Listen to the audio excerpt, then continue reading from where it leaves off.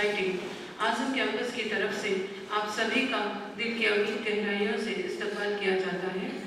आज की इस मुक़द्दस महफिल में मौजूद इस कैंपस के रूह रवा प्रेसिडेंट जनाब डॉक्टर पी इनामदार साहब, इस महफिल के मेहमान खुसूसी मौलाना हकीमुद्दीन साहब, जनरल सेक्रेटरी जमीयत उलमाए हिंद, इस प्रोग्राम के गेस्ट ऑफ ऑनर मुफ्ती अरशद देवला साहब, हेड जमीयत उलमा गुजरात, और मौलाना अब्दुल माजिद साहब, मौलाना मोहम्मद दानिश साहब और मौलाना हाजी मोहम्मद यूनुस साहब और तमाम उलमाए कराम, अस्सलामु अलैकुम व रहमतुल्लाहि व बरकातुहू। आज की इस तरबियती personality and skill development program के इनाग्रल फंक्शन का आगाज़ तिलावत कलाम पाक से किया जा रहा है। मैं मौलाना शफीक कासमी साहब से गुजारिश करती हूँ कि आप आए और कलाम रब्बानी से इस महफिल का आगाज़ करें।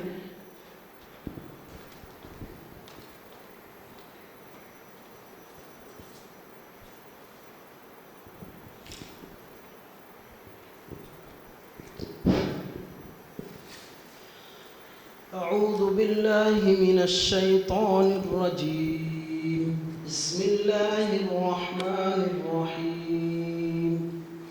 वद्दुहा वल्लैलि इज़ा सजा मा वद्दअक रब्बुक वमा क़ला वलल आखिरतु खैरुल लक मिनल ऊला वलसौफ युअतीक रब्बुक फतरदा अलम यजिदक यतीमन फआवा ववजदक ضالًا फहदा ववजदक आइलन फअगना फअम्मल यतीम फला तक़हर वअम्मा अस्साइल फला तनहर वअम्मा बिनिअमति रब्बिक फहद्दिस। सदक़ल्लाहुल अज़ीम। जज़ाकल्लाह सर।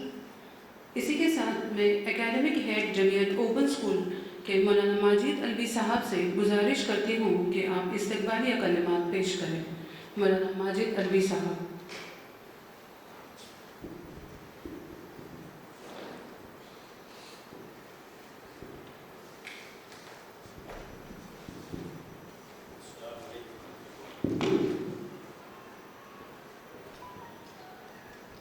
बिस्मिल्लाहिर्रहमानिर्रहीम।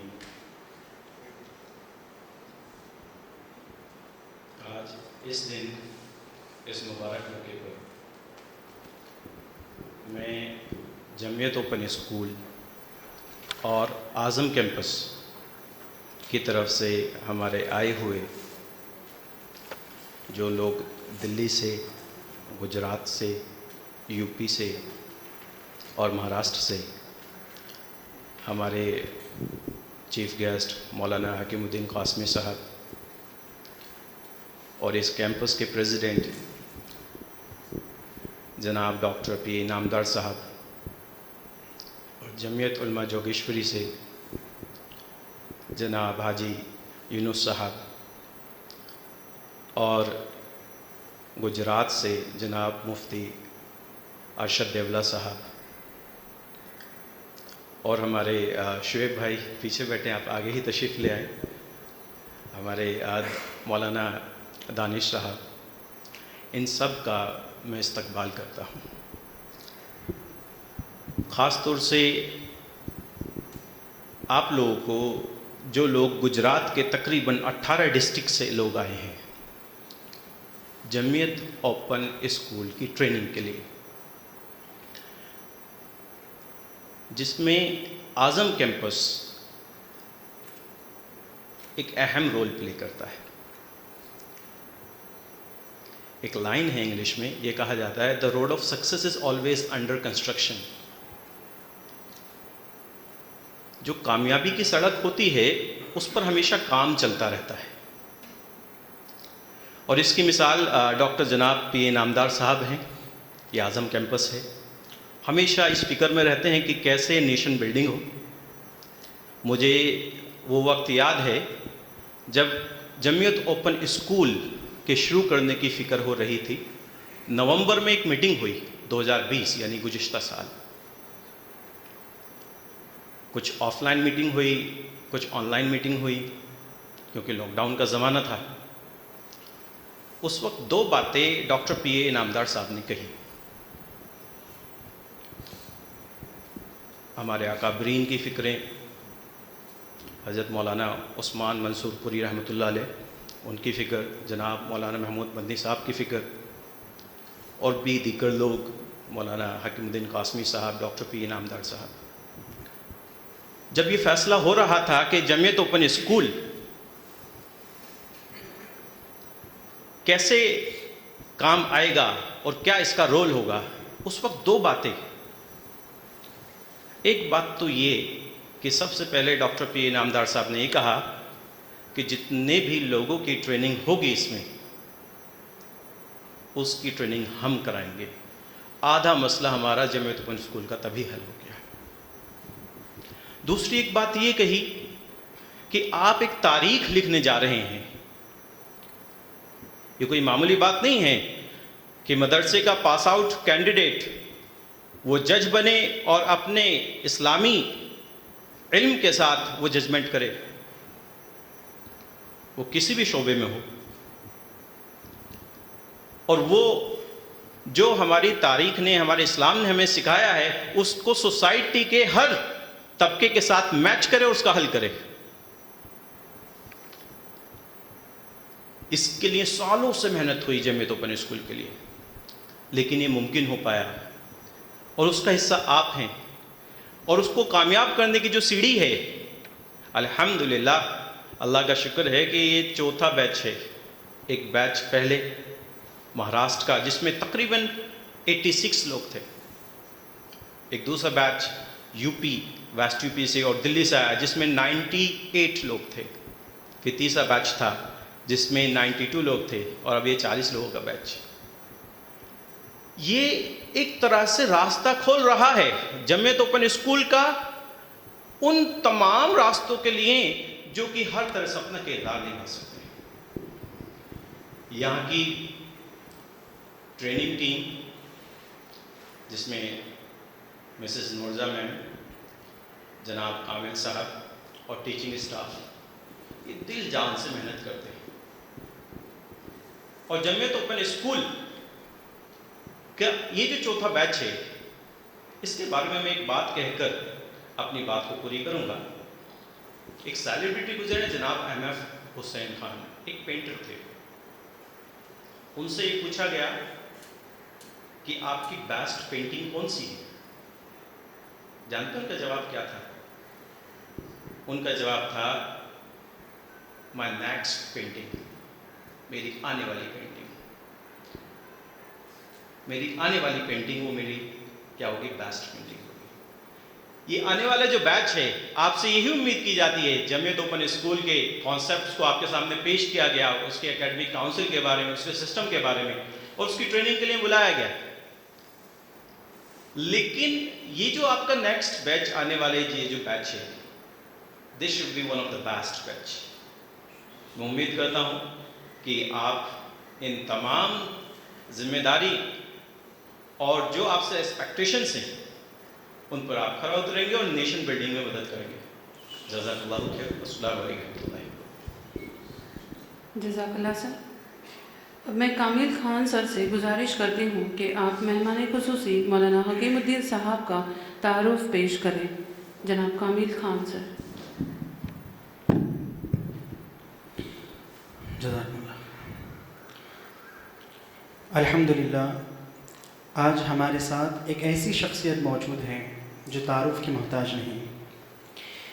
हज़रत मौलाना हकीमुद्दीन कासमी साहब, आप 1989 में आलिमियत होने के बाद जमीयत उलमा हिंद से वाबस्ता हुए।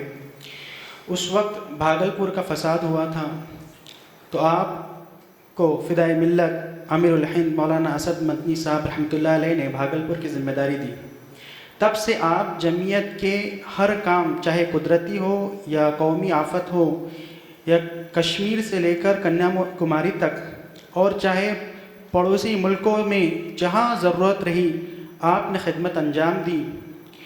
अल्लाह रब्बुल इज़्ज़त आपका साया हम पर तादेर नसीब फरमाए। हज़रत हम आपका तहे दिल से इस्तकबाल करते हैं। जज़ाकल्लाह खैर। जज़ाकल्लाह सर। अब मैं डॉक्टर पी ए इनामदार साहब से गुजारिश करती हूँ कि आप मौलाना हकीमुद्दीन साहब का इस्तकबाल किया।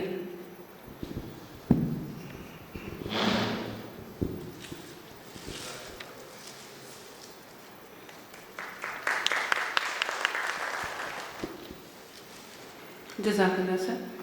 मैं कामिल सर से गुजारिश करती हूँ कि आप मुफ्ती अरशद देवला साहब का भी तारुफ पेश करें।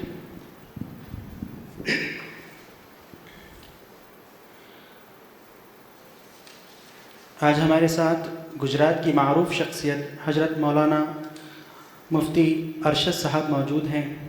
अल्हम्दुलिल्लाह आप देवबंद से फ़ारिग होने के बाद उस्ताद और मदरसे जामिया जम्मूसर के महतमीम और जमीयत उलमा हिंद के फ़ाल रुकन की हैसियत से खिदमत अंजाम दे रहे हैं। हज़रत हम आपका तहे दिल से इस्तकबाल करते हैं। जज़ाकल्लाह सर। अब मैं डॉक्टर पी इनामदार साहब से गुजारिश करती हूँ कि आप मुफ्ती साहब का इस्तकबाल करें।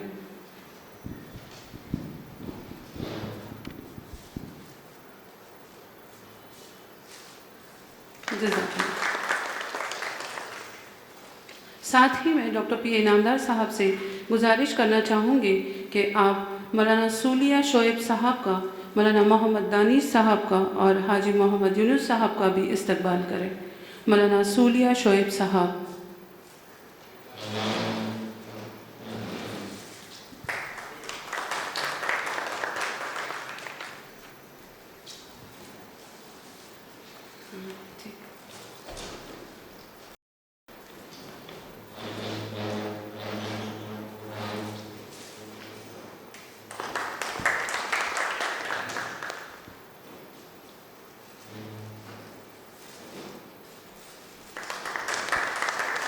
और जमीयत एकेडमिक हेड के साथ साथ और हमारे आज़म कैंपस के भी जो मेंबर बन चुके हैं मौलाना माजिद अलवी साहब का भी इस्तकबाल करें। और साथ ही मौलाना शफीक कासमी साहब का भी इस्तकबाल किया जाए।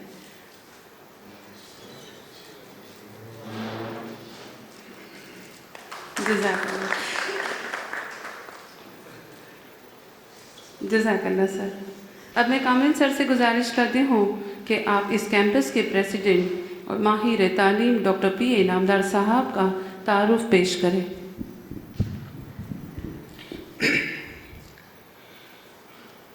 Dr. P.A. Inamdar is responsible for the transformation of the Azam campus from barren stretch of the 24 acres of land having 3 primary and 4 high school with 27,000 students into a life of educational activity. Today, 41 educational institutes including professional colleges exist on the land. इस campus के रूह रवा doctor P A Inamdar मुख्तलिफ़ ओहदों पर अपनी खिदमत अंजाम दे रहे हैं। आप माहिर तालीम के साथ साथ कामयाब बिल्डर और कामयाब बिजनेसमैन हैं। आपके जदीद हाउसिंग फाइनेंस और तालीमी स्कीम के ज़रिए से पूना के कई मुसलमान मुस्तफ़ीद हो रहे हैं। इसी तरह आपने पूना के गरीब तबकों का चेहरा बदल दिया है। अल्लाह पाक आपकी काविशों को कबूल फरमाए, आपके ज़रिए पूरे आलम को फ़ायदा पहुँचाएँ। जज़ाकुमुल्लाह। अब मैं मौलाना हकीमुद्दीन साहब से गुजारिश करना चाहूँगी कि आप डॉक्टर पी ए इनामदार साहब की खिदमत में गुलाहे अक़ीदत पेश करें।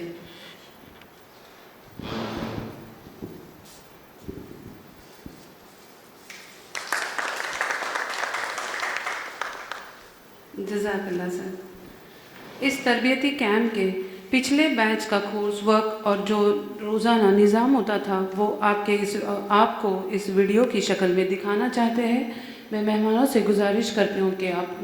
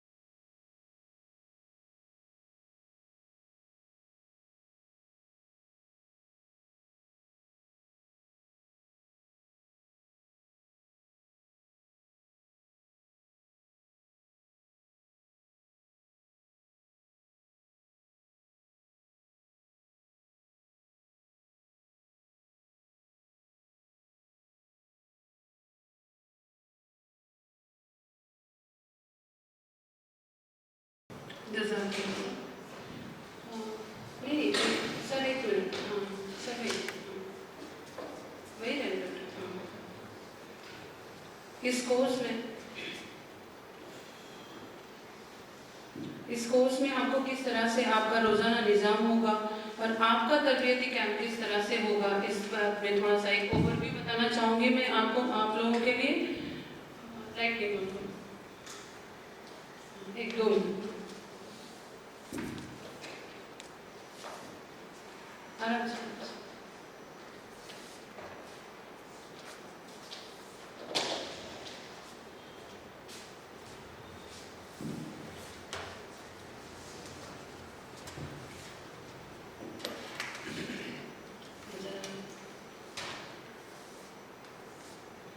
आपको इस पीपीटी के ज़रिए आपको बताना चाहेंगे इस कोर्स के हाइलाइट्स क्या हैं, आपके कौन कौन से टॉपिक पे आपको पढ़ाया जाएगा और ये 15 दिन तकरीबन आपके यहाँ पे किस तरह से गुजरने वाले हैं, इस बारे में थोड़ा सा बताना चाहेंगे ताकि आप अगले 15 दिन उसी तरह से उसी माहौल के साथ में रह जाएं। ये personality and skill development course है जो आज़म कैंपस की तरफ से जमीयत ओपन स्कूल के कोलैबोरेशन में किया जा रहा है। इसका ऑब्जेक्टिव हम बताएंगे कि मदरसे के तलबा जो NIOS के ज़रिए से रेगुलर एजुकेशन के हासिल करने की हैसियत से उन्हें मदद करना, उनको ट्रेन कराना और इस तालीम के ज़रिए से आज के तमाम चैलेंजेस फेस करने का उनमें हौसला अफजाई रखें और अपनी कौम को उनका रहनुमाई बनाया जाए। और इसमें कोर्स हाइलाइट्स इस तरह से होंगे कि national institute of open schooling जो NIOS है वो आपको पूरी तरह से उसका एडमिशन प्रोसेस सारी चीज़ें आपको बताई जाएगी।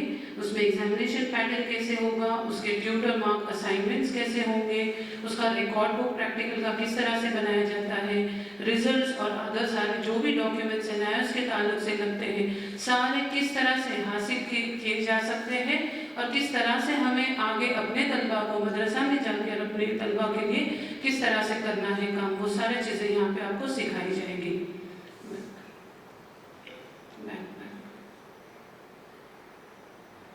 इसके अलावा आपको सॉफ्टवेयर, हार्डवेयर और ऑनलाइन सर्विसेज भी सिखाए जाएंगे। सोशल मीडिया और पर्सनालिटी डेवलपमेंट का भी कुछ सेशंस होंगे आपके साथ में और सबसे अहम बात स्पोकन इंग्लिश, वो भी आपको यहाँ पे सिखाया जाएगा। सॉफ्टवेयर ठीक है। सॉफ्टवेयर में हम क्या क्या देखेंगे, एक तो MS ऑफिस है जहाँ पे वर्ड, एक्सेल, पावर पॉइंट ये सारी चीज़ें आपको सिखाई जाएगी। इसमें गूगल प्रोडक्ट सारे G Suite है, शीट्स हैं, फॉर्म्स हैं जो ऑनलाइन कोलैबोरेशन के तौर पे हम इसमें काम कर सकते हैं, ये सारी चीज़ें आपको यहाँ पे सिखाई जाएगी। इसमें ई सर्विसेज में हम लोग आधार कार्ड अपडेट कैसे करना है, रेलवे रिजर्वेशन कैसे करना है, एयर टिकटिंग कैसे करना है, नेट बैंकिंग कैसे करना है, RTGS, NEFT कैसे करना है, सारी चीज़ें हम लोग ये ऑनलाइन ई सर्विसेज में आपको सिखाएंगे। इसके अलावा सोशल मीडिया तो फेसबुक और ये सारी चीज़ें तो आप लोग इस्तेमाल करते ही हैं, फेसबुक होगा या व्हाट्सएप का ग्रुप है, ये तो सारी चीज़ें इस्तेमाल करते हैं आप लोग। लेकिन आपके इस मदरसे का ब्लॉग कैसे बनाया जाए, आपके मदरसे की वेबसाइट कैसे बनाई जाए ताकि आप उस पर ऑथेंटिक इन्फॉर्मेशन आप उसको पब्लिश कर सकें इस तरह से। फिर इंस्टाग्राम, ट्विटर और लाइव चैनल्स कैसे, यूट्यूब के मोस्टली सबके चैनल्स होते हैं लेकिन उसको वहाँ से लाइव पब्लिशिंग कैसे किया जा सके, आपके मदरसे की इंफॉर्मेशन, आपके जलसे की इंफॉर्मेशन जो मदारिस में की जाती है ये किस तरह से आप पब्लिश कर सकते हैं, ये सारी चीज़ें आपको यहाँ पे तमाम बातें सिखाई जाएगी। इसके अलावा हार्डवेयर में बेसिक हार्डवेयर जिसमें कंप्यूटर के पार्ट्स खोलना, पूरे असेंबल करना, वापस दोबारा उसको अगर कुछ एरर्स है उसमें तो वो सारी चीज़ें उसको सॉल्व करना, ट्रबल शूटिंग करना, सारे इंस्ट्रूमेंट्स जो भी इसमें एलिमेंट्स हैं वो उसको इंस्टॉलेशन करना। इसके अलावा लैन कनेक्टिविटी किस तरह से जुड़ी जाती है, ये सारी चीज़ें, प्रोजेक्टर कैसे, जैसे यहाँ से अभी हमारा ये क्या प्रोजेक्टर कैसे इंस्टॉल किया जाता है, उसको रिपेयर कैसे किया जाता है, ये सारी चीज़ें आपको हार्डवेयर में सिखाई जाएगी। इसके अलावा पर्सनालिटी डेवलपमेंट में हम लोग इवेंट मैनेजमेंट किस तरह की जाती है, बेसिक एटिकेट्स जो होंगे और स्पोकन इंग्लिश में हम आपको बेसिक ग्रामर, छोटे छोटे सेंटेंस फॉर्म किस तरह से किए जाते हैं, शॉर्ट कन्वर्सेशन कैसे किए जाते हैं, आप अपना सेल्फ इंट्रोडक्शन कैसे दोगे। जैसे कोई एयरपोर्ट पे जाता है तो वहाँ पे बेसिक इन्फॉर्मेशन आप किस तरह से आप ये कर सकते हो। ये छोटे, क्योंकि 15 दिन में तो सारी चीज़ें मुकम्मल नहीं हो सकती। 15 दिन में आप पूरा इंग्लिश में बोलते हुए नहीं जाओगे, लेकिन छोटी छोटी चीज़ें, शॉर्ट कन्वर्सेशन आप ज़रूर कर सकते हो, छोटे सेंटेंस फॉर्म कर सकते हो और थोड़ी बहुत इंग्लिश आपको समझ में आ जाएगी। तो सामने वाला जिस तरह से आपको कम्युनिकेट करता है तो आप कर सकते हो, ठीक है। इस तरह की इसमें दी जाएगी। इसमें आपका डेली शेड्यूल कैसे होगा, ये थोड़ा सा कॉम्पैक्ट रखा है, बहुत टाइट शेड्यूल है। आपको इसमें सुबह 6:30 बजे आपको आना है लेक्चर के लिए। सुबह फजर की नमाज के लिए आप आ जाओगे। उसके बाद 6:30 से 7:30 बजे तक सुबह के आपको स्पोकन इंग्लिश की क्लासेस दी जाएंगी। उसके बाद में आपका नाश्ता हो जाएगा, 7:30 से 8 बजे तक आप नाश्ता कर सकते हो। उसके बाद में 8 से 10 बजे तक आपकी टाइपिंग की क्लास होगी, जो आपको इंग्लिश उर्दू टाइपिंग दोनों की चीज़ें यहाँ पे सिखाई जाएगी। इसके बाद 10 से 11 बजे तक आप NIOS की चीज़ें सीखेंगे। NIOS से बुक वाले भी, जो सर ने कहा था मुझे बात में कि बुक्स में से बच्चों को पढ़ाना कैसे, ये लाइव डेमो भी आपके लिए अरेंज करवा रहे हैं, ठीक है। इसके बाद में 11 से 11:20 तक चाय का ब्रेक हो जाएगा। 11:20 से 1 बजे तक आपको हार्डवेयर की ट्रेनिंग दी जाएगी, जो एक्चुअल हैंड्स ऑन ट्रेनिंग होगा, जो आपको आपके सामने पूरे पार्ट्स रखे जाएंगे, आपको खोलकर उसको पुर्जे पूरे वापस दोबारा उसको जॉइन करना है, असेंबल करना है।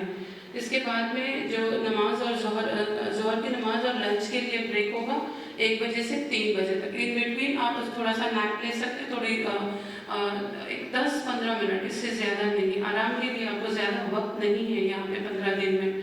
इसके बाद में फिर 3 से 4 बजे तक आपकी सॉफ्टवेयर की ट्रेनिंग होगी, जिसमें सॉफ्टवेयर में जितने भी अभी हमने बताया सारी चीज़ें पहले आपको सिखाया जाएगा और नेक्स्ट सेशन में टी ब्रेक के बाद में आपसे हैंड्स ऑन प्रैक्टिस ली जाएगी, ठीक है। तो 4:20 से 5:30 बजे तक तकरीबन, मतलब सुबह 6:30 से शाम 5:30 तक आप बिल्कुल एकदम कॉम्पैक्ट इसमें रहोगे आप शेड्यूल की तरह से। इसके बाद असर से मगरिब तक आपका रिलैक्सेशन टाइम रहेगा, उस दौरान आप अपने काम कर सकते हैं। और फिर दोबारा मगरिब से इशा तक आपका प्रैक्टिस सेशन होगा, जो आप जहाँ रहते हो वहीं पे गोल्डन जुबली में आपको अरेंज किया जाएगा।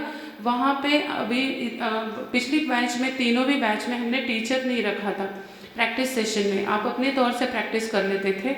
लेकिन इस बैच से हमने टीचर रखा है वहाँ पे, क्योंकि जो दिन भर में पढ़ाया जाएगा वो वहीं के वहीं शाम में आपसे प्रैक्टिस करके आपसे वहाँ तक, उस लेवल तक आपको लेकर आ जाएंगे जो दिन भर में आपको नहीं समझा है।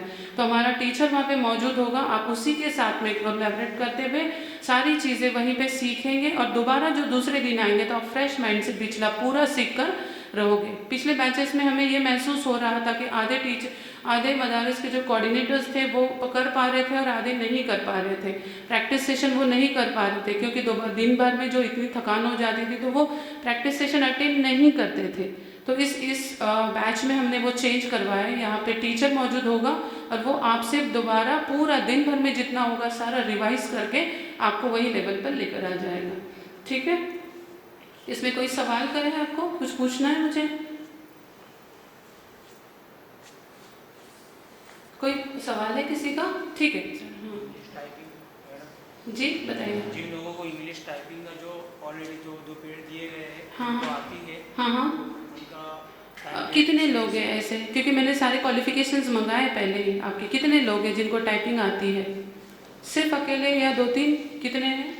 ठीक है, इनका बैच अलग करवा देते हैं, इनको दूसरी चीज़ें सिखाई जाएगी। इसमें जो है कि महीना स्कूल का जो निज़ाम है, हाँ, उसमें हम जो अपना टाइम स्पेंड करें तो जी उसमें ज़्यादा फायदा। जी आप जो चाहे शुरू करवा सकते हैं, ठीक है।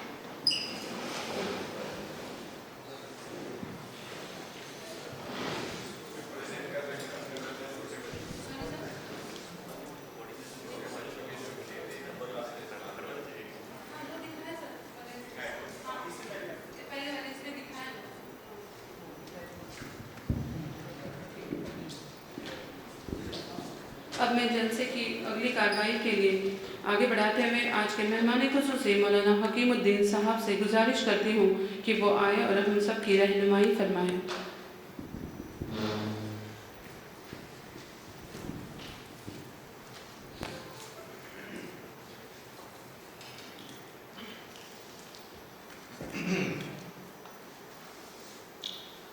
अल्हम्दुलिल्लाहि रब्बिल आलमीन वस्सलातु वस्सलामु अला रसूलिहि नबिय्यिल करीम अम्मा बाद। फ़क़द क़ाल नबी सल्लल्लाहु अलैहि वसल्लम उतलुबुल इल्म वलौ कान बिस्सीन औ कमा क़ाल अलैहि सल्लल्लाहु अलैहि वसल्लम। आप हज़रात बहुत ही मुबारकबाद के मुस्तहिक़ हैं कि इस बड़े निज़ाम में शामिल होकर के उस निज़ाम को समझने के लिए और यहाँ से जो चीज़ें आप हासिल करेंगे उसको अपने ज़रिए से अपने अपने इलाक़ों में जहाँ से आप तशरीफ़ लाए हैं उसको इंशाअल्लाह अमली शक्ल में बच्चों को की मौजूदगी में पेश करेंगे। तफसीलात से वाकिफ़ कराने की ज़रूरत नहीं है, आप अच्छी तरह से वाकिफ़ भी हैं और अभी भी जो गुफ्तगू आई उससे भी आप वाकिफ़ हैं, चाहे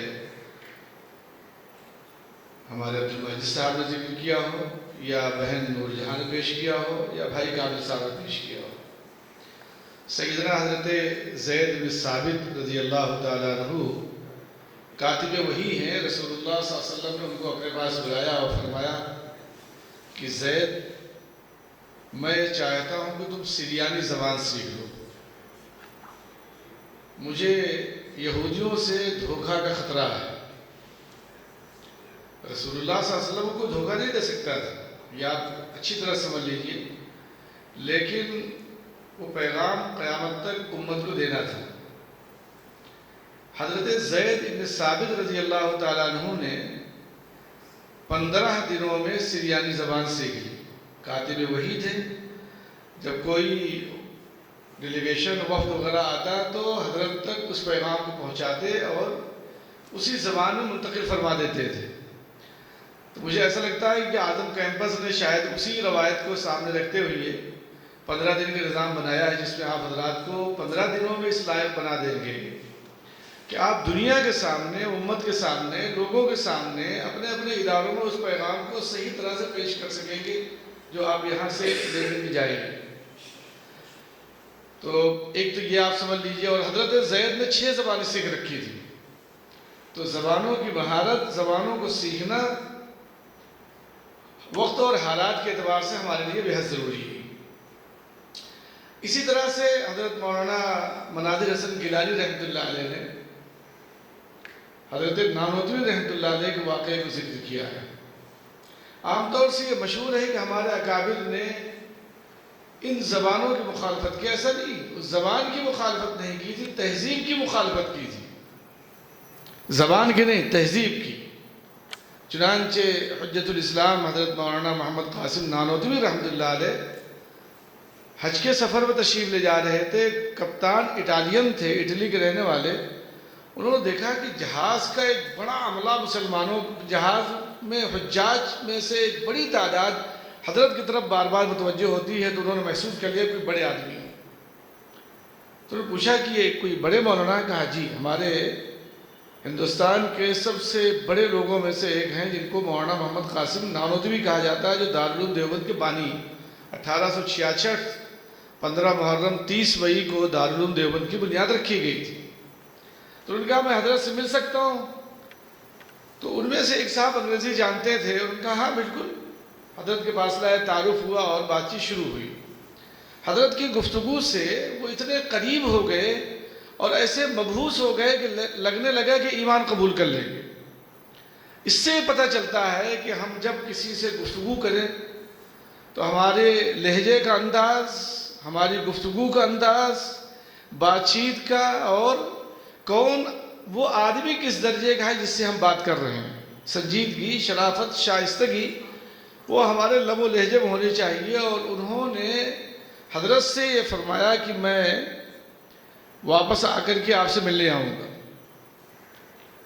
उस मौके पर हज़रत नानोतवी रहमतुल्लाह अलैह ने फरमाया काश कि मैं इंग्लिश ज़बान से वाकिफ़ होता तो बराह रास्त मैं इस्लाम के बारे में इनको समझाता। अभी बीच में एक वास्ता था ना, उस वास्ते की वजह से हज़रत ने फरमाया काश कि मैं बराह रास्त ज़बान से वाकिफ़ होता तो मैंने समझाता। बहरहाल हज़रत हज में चले गए, सारी हज से वापसी के बाद का मालूम नहीं कि वो आए या नहीं आए, पर दारुल उलूम देवबंद ने फैसला लिया। दारुल उलूम देवबंद की रुदात में तारीख में आज भी मौजूद है कि दारुल उलूम ने फैसला लिया कि हमारे यहाँ से बच्चे इंग्लिश के तालीम के लिए मुख्तलिफ इदारों में अलीगढ़ या जहाँ मुनासिब हो, और वहाँ से बच्चों को यहाँ लाया जाए, कम अज़ कम इंटर पास बच्चे होने चाहिए। उस ज़माने में दारुल उलूम ने फैसला किया था कि ऐसे तलबा को 15 रुपये माहाना वजीफ़ा दिया जाएगा। काश कि उस वक्त हमारे मोहतरम आज़म कैंपस के जो इस वक्त के ज़िम्मेदार हैं पीए इनामदार साहब होते तो शायद ये तकलीफ़ ना होती। दारुल उलूम को 15 रुपये माहाना बच्चों को देने का इंतज़ाम नहीं हो सका। वही मैं कह रहा हूँ, काश कि आप होते या आप जैसा इंतज़ाम हो जाता और ये फैसला कर लिया जाता जो आज हुआ है। चुनांचे इंतज़ाम नहीं हो सका और दारुल उलूम की वो तजवीज़ पास थी, फैसला था, पर अमल नहीं हो सका। बाद में हज़रत फ़िदा मिल्लत हज़रत मौलाना असद मदनी साहब रहमतुल्लाह अलैह की कोशिश से दारुल उलूम ने इंग्लिश वगैरह का निज़ाम रखा। आज अल्हम्दुलिल्लाह आप इस जगह पर पहुँचे हुए हैं कि मुख्तलिफ़ ज़बानों के ज़रिए से दुनिया में, इस मुल्क में सही इस्लाम का पैगाम आप पेश कर सकें और पहुँचा सकें। हमें उम्मीद है कि इंशाअल्लाह जो वक्त आपको मिला है आप उसकी कदर करें। यहाँ 2 आदमी मौजूद हैं, मैं देख रहा हूँ, अफजल हापुड़ और जाबिर भाई पालनपुर हसनपुर। इनसे आप समझ लीजिएगा कि बहन की गुफ्तगू बहुत नरम है, लेकिन वो जब वक्त आएगा निज़ामुल औक़ात का तो आपको अंदाज़ा लगेगा। तो इस वजह से इनसे अच्छी तरह समझ लीजिएगा। 6:30 का मतलब 6:30 है, 6:31 नहीं होंगे। तो वक्त की पाबंदी, और उससे पहले ख़ुद पीए इनामदार साहब वहाँ मौजूद होंगे। ऐसा मत समझिएगा कि वो देर से उठेंगे, ईशा के फ़ौरन बाद सोने वाले हैं, सुबह को जल्दी उठने वाले हैं, वक्त की कदर करने वाले हैं। तो हमें उम्मीद है कि इंशाअल्लाह इस 15 दिन में वक्त की पाबंदी और जिस मकसद के लिए यहाँ आप आए हुए हैं उसको पूरी तरह से आप हासिल करेंगे। ये एक ख्वाब था जमीयत उलमा का और हज़रत मौलाना सैयद महमूद मदनी साहब का कि अकाबिर के मशवरे के बाद ये निज़ाम बना। अल्हम्दुलिल्लाह आप 40 मदरसों से, गुजराती के लोग सब हैं यहाँ इस वक्त जो आए हुए हैं। हमारे हज़रत मौलाना मुफ्ती अरशद साहब दामद बरकातहुम, बड़ा इदारा है जम्बूसर के अंदर, हज़रत मौलाना मुफ्ती अहमद दौलवी साहब के साहिबजादे हैं, वहाँ से आप आज हमारे मेहमान के हिस्से से तशरीफ़ लाए हुए हैं। आप हज़रात को मैं दिल की गहराइयों से आपका इस्तकबाल करता हूँ, शुक्रिया अदा करता हूँ कि आप यहाँ तशरीफ़ लाए। लेकिन वक्त की पूरी कदर करनी है, पूरी तरह से। जो वक्त मुतय्यन, जो शेड्यूल आपको दे दिया गया है उसकी हिफाजत आप कर लेंगे तो इंशाअल्लाह कारामद आप जाएंगे। इससे पहले जो हजरात आए थे उन्होंने बड़ी कदर की है। मेरा आज आपके इस बीच में खड़ा होना है, तीसरा मौका है। उम्मीद है कि मेरी इन गुजारिशात को आप कबूल फरमाएंगे। जज़ाकल्लाह। अस्सलामु अलैकुम व रहमतुल्लाहि व बरकातुहू। जज़ाकल्लाह सर। अब मैं जमीयत उलमा गुजरात के हेड मुफ्ती अरशद देवला साहब से गुजारिश करती हूँ कि आप अपने ख्यालात पेश करें। मुफ्ती अरशद देवला साहब।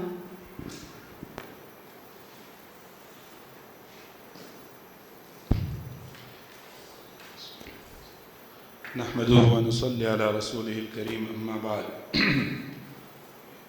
स्टेज पर मौजूद आज के हमारे इस प्रोग्राम की रूह रवां और मेज़बान डॉक्टर पीए इनामदार साहब, आज के प्रोग्राम के मेहमान खुसूसी जमीयत उलमा हिंद के नाज़िम उम्मी और जनरल सेक्रेटरी हज़रत मौलाना हकीमुद्दीन साहब और जमीयत ओपन स्कूल के academic incharge master Abdul Majid Alvi साहब और दीगर रुफ़क़ाए कार और यहाँ पर तशरीफ़ लाए हुए हमारे मेहमानान और इस आज़म कैंपस के मौजूद अरकान,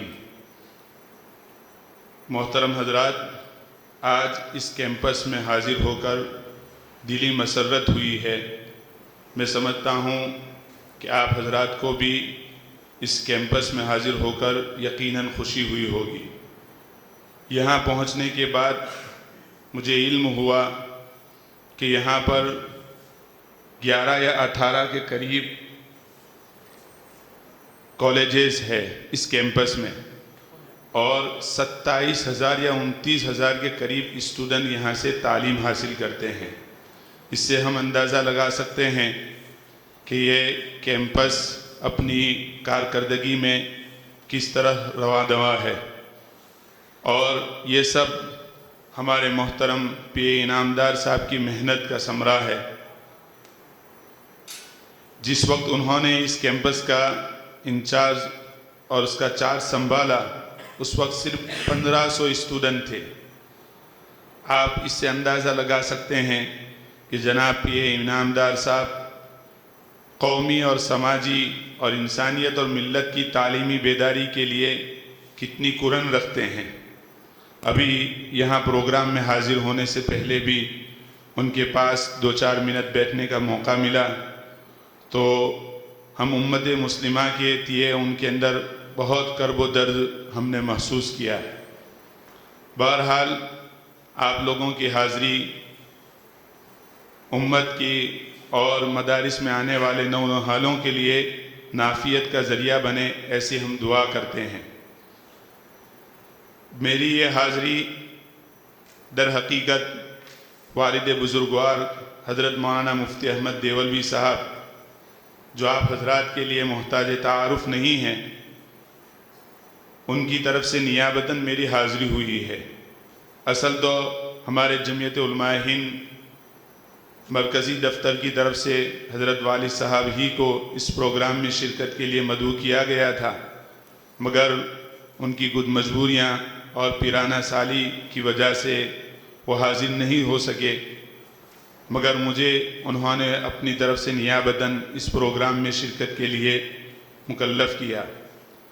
उन्होंने आप हजरात के सामने की खिदमत में सलाम भी अर्ज़ किया है और अपना पैगाम भी सुनाया है कि ये हजरात जो हमारे जमीयत उलमाए हिंद और इसी तरीके से आज़म कैंपस के ज़िम्मेदारान हमारे कौम व मिल्लत के नौनिहालों की फ़लाह व बहबूदी के लिए जो दर्द और जो कुरन और जो फ़िक्र रखते हैं, उसके खातिर आप लोगों को यहाँ पर भेजा गया है और उसकी तैयारी के लिए आप लोग यहाँ पर पहुँचे हैं।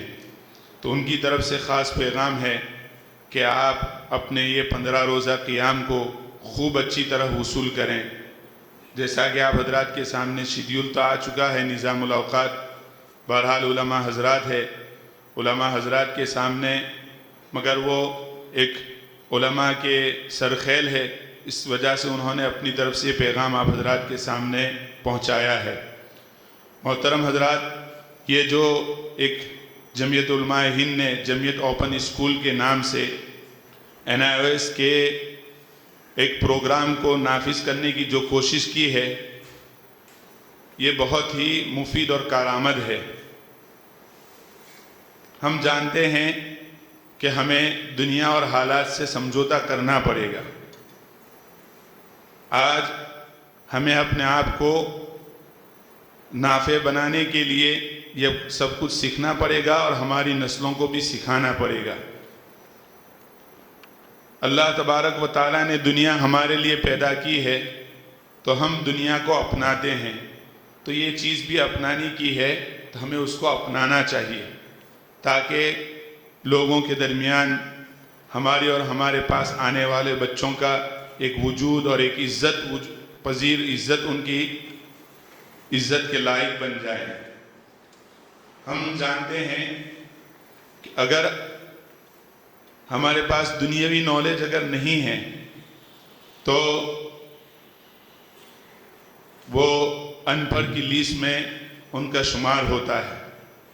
ये बहुत आसान कर दिया गया है कि अगर हमारे पास आने वाला बच्चा NIOS आज़ादाना तौर पर मुख्तसर सा वक्त देकर अगर ये तालीम हासिल करेगा तो उसको एक डिग्री हासिल हो जाएगी, सर्टिफाइड डिग्री हासिल होगी, जिसके नतीजे में उसका अनपढ़ लोगों के ज़ुमरों में से नाम खारिज हो जाएगा। हम लोगों को मालूम है कि हमारा जो पासपोर्ट तैयार होता है तो पासपोर्ट में आता है ECR, इमिग्रेशन चेक रिक्वायर्ड, और एक है non ECR, immigration check not required. तो अभी ही कुछ दिनों पहले मैं अपने छोटे भाई और अपनी वालिदा के पासपोर्ट की फार्म को फिलअप करने के लिए बैठे हुए थे, तो उसमें ये भी एक मुस्तकिल सवाल आया। वहाँ पर फार्म फिलअप करने के दरमियान ये ऑप्शन था, तो उसमें यही कि भाई अगर आप इमिग्रेशन चेक नॉट रिक्वायर्ड अगर आप सिलेक्ट करते हैं तो आपको उसके लिए डॉक्यूमेंट एविडेंस देने पड़ेंगे। और वो डॉक्यूमेंट में यही था कि आपके पास मैट्रिक, पोस्ट मैट्रिक या ऊपर की डिग्री का जो पोस्ट ग्रेजुएशन के आप अगर सर्टिफिकेट मुहैया कराते हैं तो आपकी पासपोर्ट में आ जाएगा इमिग्रेशन चेक नॉट रिक्वायर्ड। तो ये इसकी इफादियत है। दूसरी बात, मोहतरम हजरात, हमको ये मालूम होनी चाहिए कि हजरत फ़िदाए मिल्लत रहमतुल्लाह अलैह उन्होंने 90 के दशक में एक फ़िक्र और एक तहरीक चलाई थी कि इस्लामी माहौल में असरी तालीम किस तरह हमारे मुसलमान बच्चों को दी जाए। और सिर्फ हजरत फ़िदाए मिल्लत रहमतुल्लाह अलैह ने सिर्फ हिंदुस्तान तक ही नहीं बल्कि बिरून मुल्क तक इस तहरीक को आम किया था। आप बरतानिया चले जाइए, जुनूबी अफ्रीका चले जाइए, अफ्रीका के दीगर ममालिक में चले जाइए, तो हजरत फ़िदाए मिल्लत रहमतुल्लाह अलैह की ये जो तहरीक थी कि इस्लामी माहौल में असरी तालीम, माशाल्लाह उन लोगों ने इस तहरीक को कबूल किया। और जगह जगह मौलाना हकीमुद्दीन साहब तो बरतानिया जाते हैं, उनको उनका मुशाहदा भी है और तजर्बा भी है, और हम लोग भी आए दिन वहाँ से आने वालों से सुनते हैं माशाल्लाह मुनज़्ज़म तरीके पर वहाँ पर इस्लामी माहौल में असरी तालीम का निज़ाम है। हमारे यहाँ भी है, ख़ुद गुजरात में कई मदारिस ऐसे हैं कि जहाँ पर स्कूल का साथ में निज़ाम है। ये दर हकीकत हज़रत फ़िदाए मिल्लत रहमतुल्लाह अलैह की तहरीक और फ़िक्र का नतीजा था।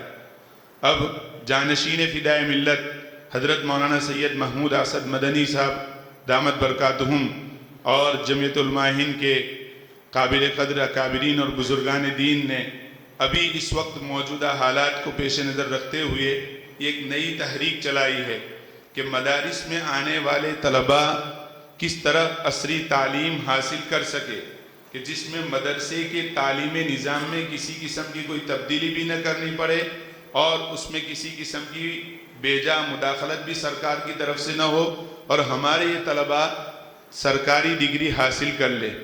इसी फ़िक्र के नतीजे में जमीयत ओपन स्कूल का ये निज़ाम वजूद में आया और अल्हम्दुलिल्लाह उसका प्रोग्राम गुजरात के मदारिस के लिए हुआ जमीयत की तरफ से, और अल्हम्दुलिल्लाह वहाँ पर गुजरात भर के मदारिस के ज़िम्मेदारान पहुँचे थे, और अल्हम्दुलिल्लाह उसी का नतीजा है कि आज 38 के करीब मदारिस से आप हजरात यहाँ पर पहुँचे हैं।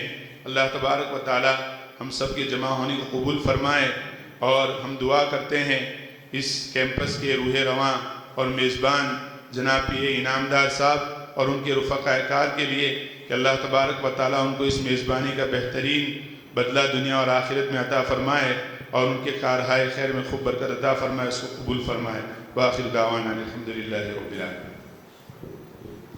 जज़ाकल्लाह सर।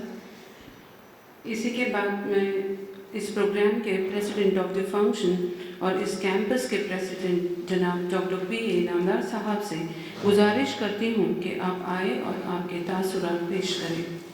जनाब डॉक्टर पी ए इनामदार साहब।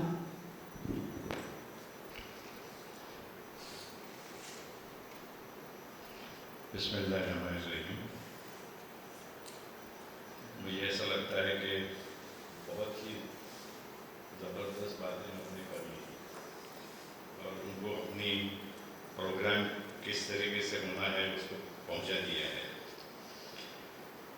लेकिन यहाँ पर और भी कुछ बातें मैं आपके सामने रखना चाहूँगा। मौलाना महमूद मदनी साहब ने और उनके बुज़ुर्गों ने हमेशा हालात के तहत हम लोगों को क्या करना है ये पहले से शुरू कर दिया है। 100-150 साल से जब हालात ठीक नहीं है ऐसा लग रहा था कि उस वक्त में उन्होंने हालात को मद्देनज़र क्या करना चाहिए उसका प्रोग्राम शुरू कर दिया है। इसी तरीके से मौलाना महमूद मदनी साहब ने जब आज के हालात हम देख रहे हैं किस तरीके से चल रहे हैं गुज़िश्ता 4-5 साल से, तो उसके तहत हमारी मीटिंग भी हुई, बहुत बार हम बैठे एक दूसरे के साथ में बातचीत की और वहाँ पर ये डिसीजन लिया गया कि मदरसे के बच्चों को भी रेगुलर तालीम दी जाएगी, यानी दीन की तालीम के साथ में दुनिया की भी तालीम दी जाएगी। और उसके बाद इसका मतलब ये नहीं है कि वहाँ हम 12th तक ही करेंगे, हम पोस्ट ग्रेजुएट में करेंगे, PhD तक भी हम कर सकते हैं, उसके बारे में कोई प्रॉब्लम होने की ज़रूरत नहीं है। तो आज के इस फंक्शन में ज़िम्मेदार यहाँ पर जो आए हैं मौलाना हकीमुद्दीन साहब, उसके बाद में गुजरात से ख़ासकर मुफ्ती अरशद साहब आए हुए हैं और आप उनके साथ में आए हुए हैं, उनके इंस्ट्रक्शंस के मुताबिक आए हुए हैं। यहाँ पे एक तस्वीर ये दिख रही है आपको, ये पहली तस्वीर, ये हाजी गुलाम मोहम्मद जो हैं जिन्होंने ये ज़मीन हमको डोनेट की 1925 में, ये रांधेर के हैं, गुजरात रांधेर के। इन्होंने दौलत जो कमाई रंगून में कमाई, व्यापारी थे। उसके बाद में वो बम्बई शिफ्ट हुए, बम्बई शिफ्ट होकर वहाँ पर भी अल्लाह के फजल करम से उन्होंने काफ़ी पैसा कमाया बिजनेस में, लेकिन उनको हर वक्त में ये लगता था कि मुझे तालीम के मैदान में कुछ करना है। मैं तो 1945 की पैदाइश वाला हूँ, उसके पहले की बात है। तो उन्होंने उन दिनों में ब्रिटिश गवर्नमेंट थी, तो गवर्नर जनरल को वो मिले और उन्होंने ये कहा कि पूना तालीम का गहवारा है और वहाँ पे हमारे मुस्लिमों के लिए कोई तालीमी इदारा होना चाहिए। आप सुन लीजिए तरीक़ेकार क्या इख्तियार किया था। और इसके लिए गवर्नर को उन्होंने पैसे दिए 1.5 लाख रुपए उस वक्त के, और एक विल बनाई थी, वो भी पकड़ा दी उनके हाथ में, और उस विल के एग्जीक्यूटर उनको अपॉइंट किया गवर्नर, और उनको कहा कि ये पैसे के जरिए आप पूना के अंदर कोई ज़मीन लीजिए, और ज़मीन लेके अगर पैसे बचते हैं तो 1 या 2-3 जितने भी बिल्डिंग बना सकते हैं वो भी बनाइए, और सबसे बड़ी बिल्डिंग जो होगी उसको मेरा नाम दीजिए। ये उनकी विल थी। जो लोग गैर मामूली होते हैं उनका तरीक़ेकार भी गैर मामूली होता है। इसके लिए मदनी फैमिली हमारे लिए एक गैर मामूली फैमिली है, तो उनके तरीक़ेकार भी तालीम के मैदान में कहिए, प्लानिंग के मैदान में कहिए, डिसीजन लेने के तरीक़ेकार को कहिए, अलग होते हैं। तो फिर गवर्नर ने कलेक्टर को उसका वो भेज दिया विल और पैसे, और कलेक्टर ने यहाँ के डिफेंस डिपार्टमेंट को कहा कि अगर आपके पास कोई ज़मीन है तो ये पैसे हैं और आप उतने पैसे की ज़मीन यहाँ पे ये ट्रस्ट के नाम पे कर दीजिए, और उसी तरीके से ये ज़मीन 24 एकड़ ज़मीन है। वो हमारे हाजी गुलाम मोहम्मद आज़म एजुकेशन ट्रस्ट के ज़रिए उन दिनों में तब्दील नहीं की गई, वो हाजी गुलाम मोहम्मद के नाम पे ही चलता रहा क्योंकि ट्रस्ट नहीं बना था, और ये ज़मीन ली गई, और जो पैसे थे बचे हुए उसके अंदर 3 बिल्डिंगें बनाई गई। एक पुरानी आपको नज़र आएगी, एक जो हमारी CBSE स्कूल की बिल्डिंग है अभी, और एक पुरानी बिल्डिंग बीच में थी वो अभी नहीं है। और जब 1500 बच्चे थे 3 इंस्टीट्यूशन में, तो उस वक्त में मैं 1977 में ही आया, और जब ये 15 की कुछ बातें हो रही थी, इसकी वजह से मैं ज़रा सोच रहा था कि भाई इसका मेरा कुछ संबंध है क्या। तो ऐसा लगता है कि मैं 1965 में पुणे आया, और आपने जो गरीबी सुनी नहीं है, देखी नहीं है, पढ़ी नहीं है, उससे मैं गुजरा हूँ। मैं 15 रुपये लेकर आया हूँ और 45 दिन मुझे उसमें निकालने के थे 15 रुपये में। किसी एक हिंदू दोस्त के चाचा के पास बालकनी के अंदर में रहा। एसएससी तक कभी चप्पल भी नहीं पहनी, कभी यूनिफॉर्म भी नहीं पहना, क्योंकि ये बताना है कि नहीं मालूम नहीं, लेकिन उलेमा लोग बैठे हुए हैं, फिलॉसफी में बैठता है कि नहीं ये भी मुझे नहीं मालूम, कि उन दिनों में पार्टीशन के बाद बहुत ही मुश्किल हालात थे मुस्लिमों और मुल्क के भी, ऐसा नहीं कि सिर्फ मुस्लिमों के, मुल्क के भी हालात बहुत बदतर थे। फिर अनाज के मामले में, पानी के मामले में, रास्ते के मामले, सभी मामले में, क्योंकि ब्रिटिशों ने सिटीज़ में अरेंजमेंट की थी मगर छोटे छोटे एरियाज़ में कोई अरेंजमेंट नहीं की थी। तो वो बैकग्राउंड के ऊपर गरीबी थी। आपने मिलो खाया है क्या? मिलो हमारे पास उन दिनों में अनाज नहीं था, गवर्नमेंट ने डिक्लेयर कर दिया था अनाज नहीं है हमारे पास, आप क्या करना है कर लीजिए, पब्लिक को बोल दिया था। तो फिर ये कहा गया था, अमेरिका को कहा गया था आपके पास कुछ है तो भेज दीजिए अनाज। तो उन्होंने मिलो बोल के एक चीज़ थी, लाल जैसे जवारी होती है ना, बाजरा भी नहीं है, जवारी भी नहीं, वो उन्होंने सप्लाई की थी। और आज जो कांग्रेस ग्रास है, कांग्रेस ग्रास मालूम है ना, ग्रास बोले तो क्या बोलते हैं इसको? हाँ, तो कांग्रेस ग्रास के आपको मतलब बीमारी होती है, उससे एलर्जी होती है। हाँ, नहीं चाइना ग्रास नहीं है ये एक अलग ग्रास है, सब जगह होती है, बहुत जगह है, वो बहुत ज़ोर से भी फैलती है। तो वो उस अनाज के जो कुछ बचे हुए ये रहने के, उससे वो ये हुआ ग्रास बोले तो क्या बोलते हो अपन उसको, छोटी छोटी ये ग्रीन चीज़ें आती हैं रास्ता के ऊपर इधर उधर। We don't know grass, you are not able to translate grass, I don't know. घास, यस। तो उससे बाद में ये पता चला, अमेरिका से जो चीज़ें आई थी हमारे को यहाँ पे डिस्ट्रीब्यूट की गई थी, वो अमेरिका के लोग वहाँ पे सुअर को खिलाने के लिए करते थे।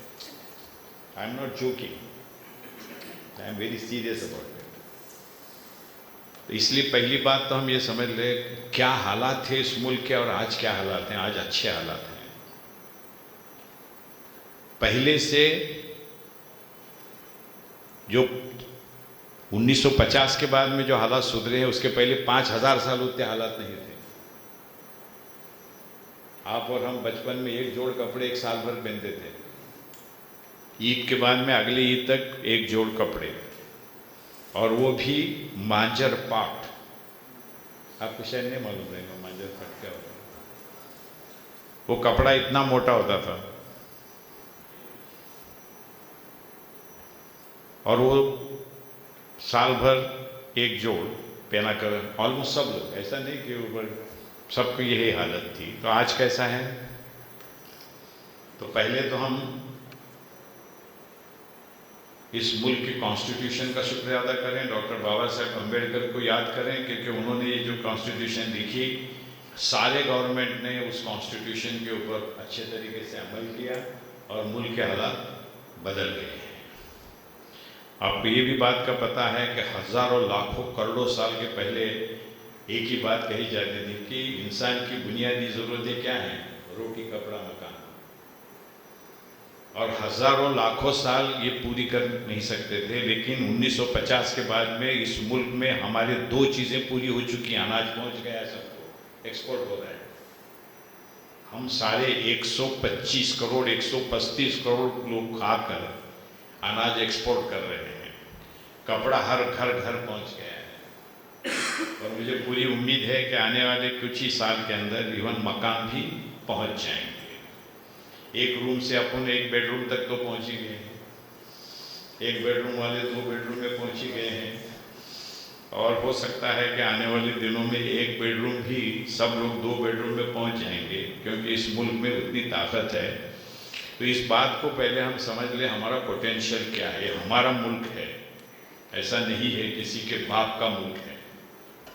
इसको पहले हम अगर समझ लेते हैं तो बहुत इम्पोर्टेंट डिसीजन भी ले सकेंगे। और हम जो ऐसे बताए जा रहे हैं कि वी आर कहाँ से आए हैं, कौन है, नो, हम यहाँ वाले हैं और हम यहाँ ही रहने वाले हैं। और ये जो लोग इस तरीके की बातें कर रहे हैं, उसके सिलसिले से और कभी वक्त मिला तो मैं बात करूँगा, ये कौन है, ये कौन है, ये कहाँ वाले हैं, कहाँ से आए हुए हैं। लेकिन आज हमको उस बात करने की कोई ज़रूरत है नहीं। तो 2 चीज़ें हैं। हालात के मुताबिक बदलने का मामला जब था तो पहले कौन से कपड़े पहने जाते थे, अभी कौन से कपड़े पहने जा रहे हैं। पहले चलते थे, फिर बैलगाड़ी में आ गए, फिर साइकिल में आ गए, फिर मोटरसाइकिल में आ गए। अभी आप कैसे आए? ट्रेन से आए ना। हुजूर तिजारत करने के लिए कैसे जाते थे? ऊंट पे जाते थे। तो हालात के मुताबिक अगर हम अपनी चीज़ों को बदल रहे हैं तो हमारा ये कहना है कि तालीम में भी हालात बदल गए, तालीम देने के, तालीम लेने के भी तरीक़ेकार बदल गए हैं। अगर आज खाने के लिए नहीं है तो थोड़ा तकलीफ कम होती है, मोबाइल हाथ में नहीं है तो क्या होता है? क्या मानते हैं कि नहीं? कोई गलत बात नहीं है, क्योंकि पहले अब्बा जान की तबीयत खराब है ये समझाने के लिए अमेरिका में अगर भाईजान हैं अपने, तो उनको कैसा समझाते थे? लेटर से समझाते थे। लेटर पहुंचने को 40 दिन लगते थे, जब तक यहाँ 40वां होता था। अभी क्या है? यानी वीडियो, ये भी अच्छी बात की आपने, क्योंकि सिर्फ बात नहीं हो रही, किचन किधर है, हॉल किधर है, घूमरे किधर है, ये भी बताया जा रहा है। अगर वो चीज़ें हमको इमीडिएटली ज़रूरत है तो हम ले लिए। और मुझे ये भी बताया गया है कि बहुत से लोगों के पास 2-2 मोबाइल हैं।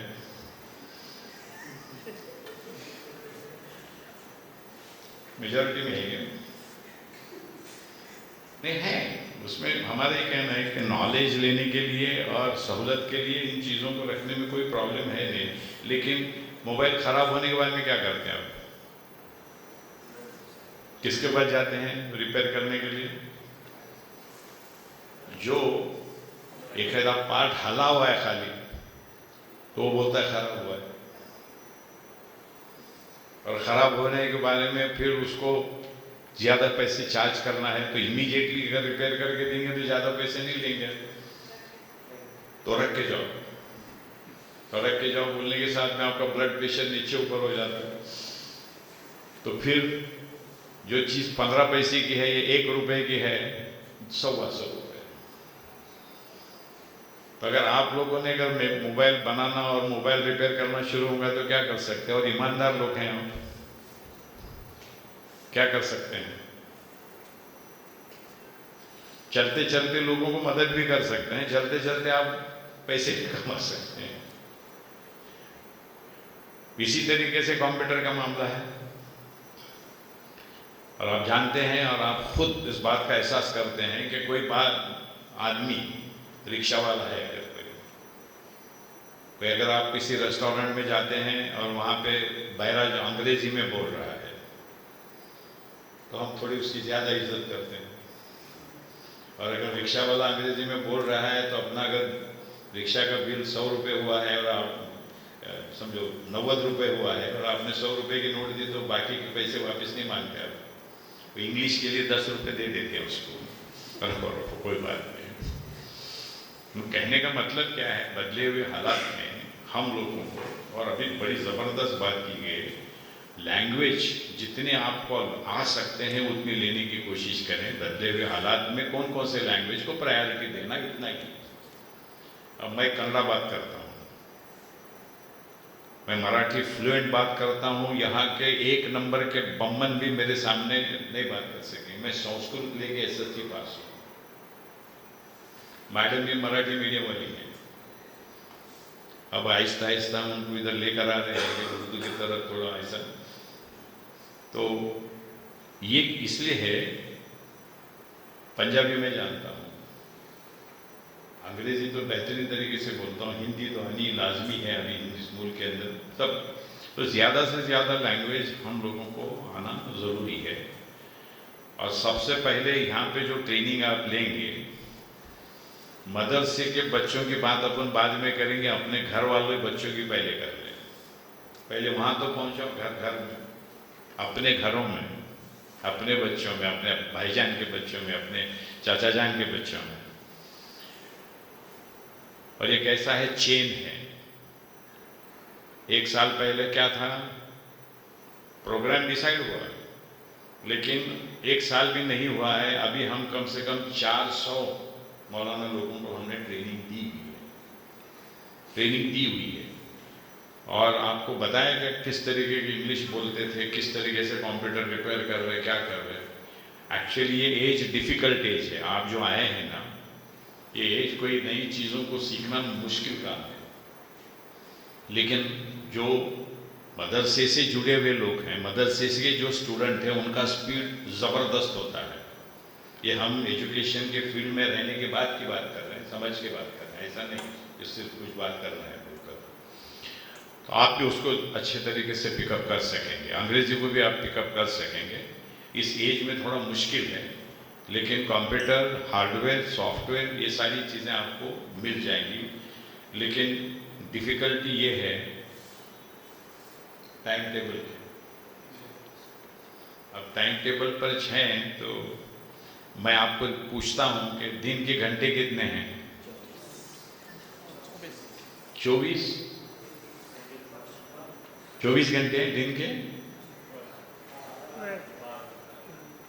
24 एक दिन के घंटे, 24 घंटे होते हैं एक दिन के। साल के कितने दिन हैं?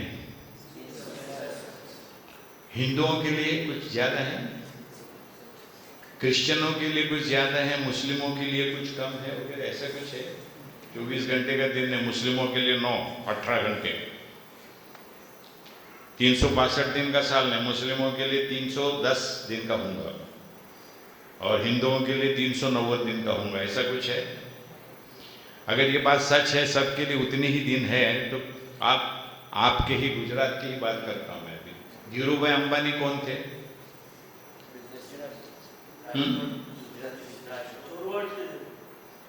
कौन थे पहले बचपन में? पेट्रोल पंप के ऊपर पेट्रोल भरने वाला लड़का था धीरूभाई अंबानी।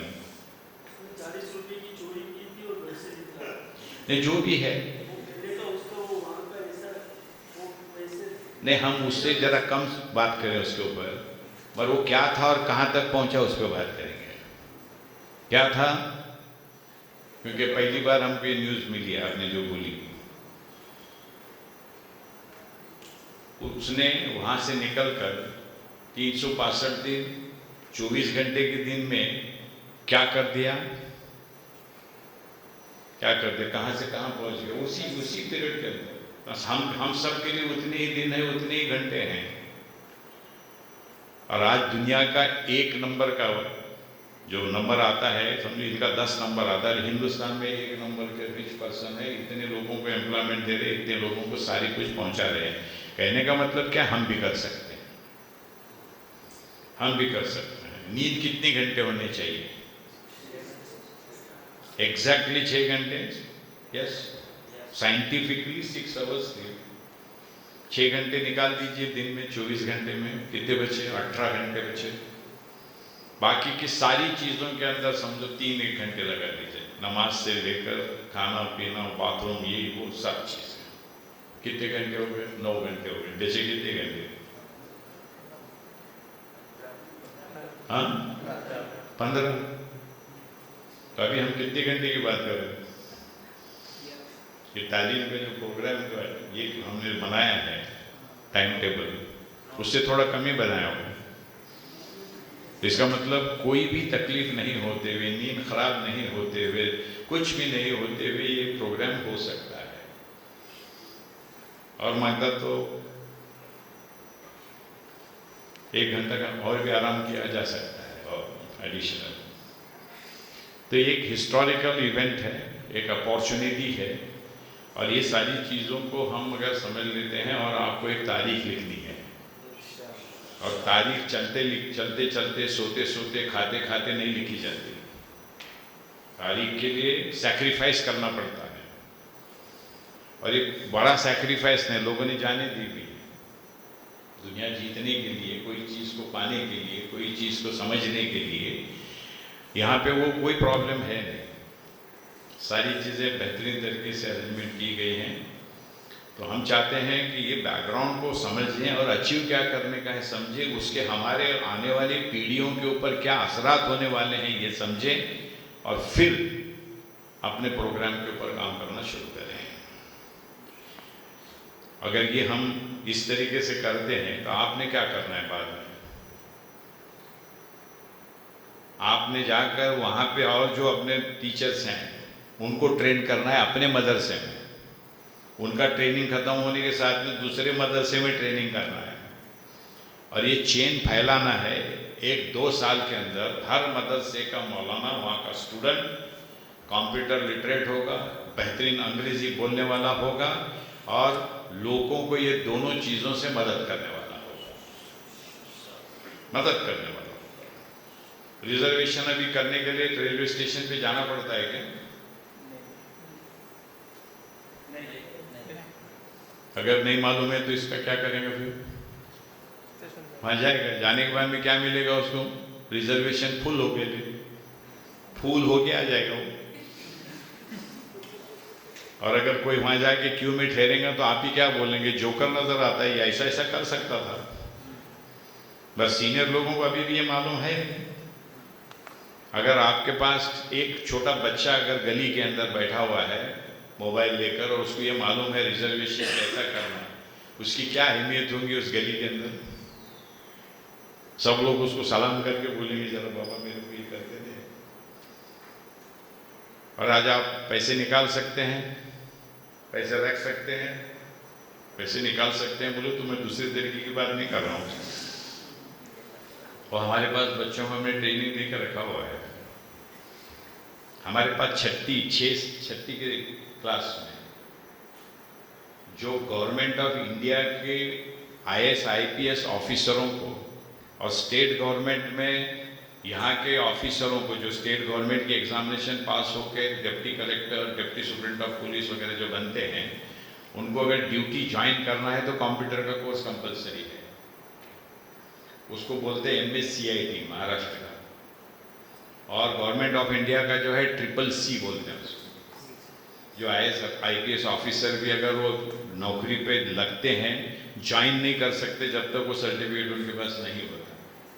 छठी के पहले चुप्पी चोपड़ी के हमारे पास गवर्नमेंट ऑफ महाराष्ट्र का कोर्स 7,500 बच्चे पास हैं। कौन से बच्चे हैं? एब्सोल्युटली पुअर 7,500 बच्चे। और गवर्नमेंट ऑफ इंडिया का कोर्स उन्हीं बच्चों में, और दूसरे बच्चों ने 3,000 बच्चे पास हैं, कि जो इंटरनेशनल रिकॉर्ड है। अब ये क्यों मैं बता रहा हूँ? पहली बात, ये बच्चे कर सकते हैं। क्या उम्र है? क्या उम्र है? 11 साल की उम्र है। 11 साल की उम्र में अगर ये एग्जामिनेशन पास कर सकते हैं, मोबाइल बना सकते हैं। मोबाइल तो 5 साल के बच्चे बना रहे हैं, वो 100 सैकड़ों से है, ऐसा नहीं 1-2 बच्चे कुछ भी सिलेक्ट करके लाए, सैकड़ों से बच्चे हैं, और ये सब गरीब घर के बच्चे हैं। और वो पैसे कमा रहे हैं अपने अपने गली में, मोबाइल रिपेयर करके कमा रहे हैं। कुछ ई सेवा, आपको मालूम है 7/12 का उतारा, मालूम है आपको? 7/12 का उतारा पे ऑनलाइन है। गवर्नमेंट के सारे सर्विसेज ऑनलाइन है। नहीं तो क्या है, तलाटी को ढूंढने में 4 दिन जाते हैं, और चौथे दिन मुलाकात होती है, फिर उसके 4 दिन के बाद में बात होती है। और उसके 8 दिन के बाद में आपको क्या मांगता है वो बोला जाता है, और उसके 15 दिन के बाद में 7 दोबारा आपको मिलेगा। अभी ये कैसा है, 1 सेकंड में निकाल के दे सकते हैं। इस पे भी फाइनेंस के ट्रांजैक्शन हो सकते हैं, क्योंकि अपने को नॉलेज अगर मिल जाए तो फाइनेंस के ट्रांजैक्शन की बात कम करेंगे हम, लेकिन आसपास के लोग जो नॉन मुस्लिम हैं उनको अगर आप इस तरीके से मदद करने लग जाएंगे तो उस एरिया का माहौल बदल जाएगा कि नहीं बदल जाएगा। उनको कुछ भी प्रॉब्लम है तो आपके पास ही आएंगे, और फिर मौलाना की इज्जत कितनी बढ़ जाएगी। और तरीक़ेकार उनको मालूम है कि बाबा जब तक ठीक तरीके से बातचीत नहीं होंगी कि ये चीज़ें हमको मिलेगी नहीं। और फिर टोटल माहौल आज जो है, जिस तरीके से हमारे तरफ देखने का अंदाज है, वो सारा अंदाज बदल जाएगा। और कैसा बदल जाएगा, सिर्फ अपने नॉलेज लेने से बदल जाएगा। नॉलेज लेकर उसका बेहतरीन इस्तेमाल दूसरों के लिए करने से बदल जाएगा। हर मदरसे में समझो एक छोटा सा टेबल कुर्सी लगाए, एक लैपटॉप लेके किसी को बिठा दिए, एक बच्चे को, आप में से कोई बैठ गया या आपने जिनको तैयार किया है वो बैठ गया और वो यही काम कर रहा है। आपको मालूम है आने वाले दिनों में कोई दुकान रहने वाली है नहीं, कोई दुकान नहीं रहने वाली, क्योंकि सब ऑनलाइन ऑर्डर करने गए। ऑनलाइन ऑर्डर करने के साथ में घर आ रहे के घर के अंदर आता है कि नहीं माल, सारी चीज़ें आने वाली हैं। तो ऐसे हालात में जिनको ये आएगा उनका क्या इम्पोर्टेंस रहेगा। यानी हो सकता है अपने हर घर के सामने लाइन लगे रहेंगे आसपास के लोगों की, बाबा वो हमारे लिए जरा ये ऑर्डर करने का है, आप जरा बता दीजिए हमारा, और उनको यहाँ बोल दीजिए। शुरू हो जाने वाला है, क्योंकि जो लोग नॉलेजेबल हैं वकील के पास क्यों जाते हैं हम, क्योंकि वो नॉलेजेबल है, कानून जानता है बोल के जाते हैं। अकाउंटेंट के पास क्यों जाते हैं, इसीलिए तो जाते हैं। अगर हमारे पास नॉलेज मॉडर्न टेक्नोलॉजी से जुड़े हुए दुनिया में जो कुछ भी चेंज आने वाले हैं वो सब अपने दावे में नहीं, और फिर सारी की सारी चीज़ों को फाइनेंस से भी देखेंगे, पैसों के नुक्ते नज़र से भी देखेंगे तो अपने लिए अच्छा है, अपने बच्चों के लिए अच्छा है। और अगर दूसरे नुक्ते नज़र से हम फेवर करना चाहते हैं, मदद करना चाहते हैं, तो मदद से हमारी इज्जत बढ़ जाएगी, हमारी तरफ देखने का अंदाज बदल जाएगा। अब इतनी बड़ी फिलॉसफी, इतनी बड़ी प्रोग्राम के तहत ये डिसीजन लिया गया है। और NIOS का जो मामला है, आपको ये भी बता दूँ मैं, 3rd स्टैंडर्ड में पहला एग्ज़ाम होता है, 5th स्टैंडर्ड में है दूसरा, 8th स्टैंडर्ड में है तीसरा, 10th स्टैंडर्ड में है चौथा, और 12वीं में है 5वां एग्ज़ाम। तीसरी की भी परीक्षा पास हो गए तो आपको सर्टिफिकेट मिल गया। अनपढ़ नहीं है, आपको बाकायदा सारा मामला ऑफिशियल हो गया। ऑफिशियल कितना होगा, तीसरी का मतलब है 8 साल की उम्र में आज जो हम अनपढ़ हैं, सारे दुनिया को अच्छे तरीके से पढ़ाने वाले और सिरातुल मुस्तकीम पे चलाने की बात करने वाले, और हमको सिरातुल लजीन की तरफ लेके जाने की बात ये लोग कर रहे हैं। तो हम क्या चाह रहे हैं कि हम लोगों को थोड़ा चीज़ों को जल्दी से समझकर, मौलाना महमूद मदनी साहब ने जो हिस्टोरिकल डिसीजन लिया है, मैं तो समझता हूँ इसके पहले के लोगों ने जो डिसीजन लिए हैं उससे ये 10 टाइम्स बड़ा डिसीजन है, 10 टाइम्स बड़ा है, क्योंकि इसके असरात इतने बड़े पैमाने पे होने वाले हैं।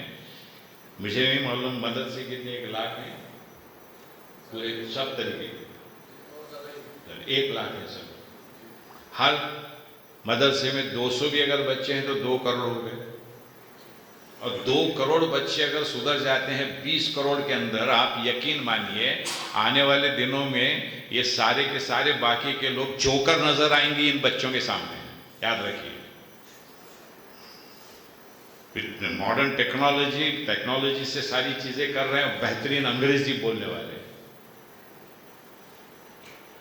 हमारे पास झुग्गी झोपड़ी के 1st स्टैंडर्ड के बच्चे, 1st स्टैंडर्ड के बच्चे, उर्दू मीडियम के बच्चे, मराठी मीडियम के बच्चे जो अंग्रेजी बोलते हैं, मैं नहीं बोल सकता, क्योंकि उनका वो एज जो है पिकअप करने वाला, वो बच्चे पहली दूसरी के बच्चे 5-5 बच्चों को पढ़ा रहे हैं, और किस घर में, वो घर को देखेंगे तो आप बोलेंगे ये शौक लगता है कि वो घर का माहौल क्या है और ये बच्चे कर क्या रहे हैं।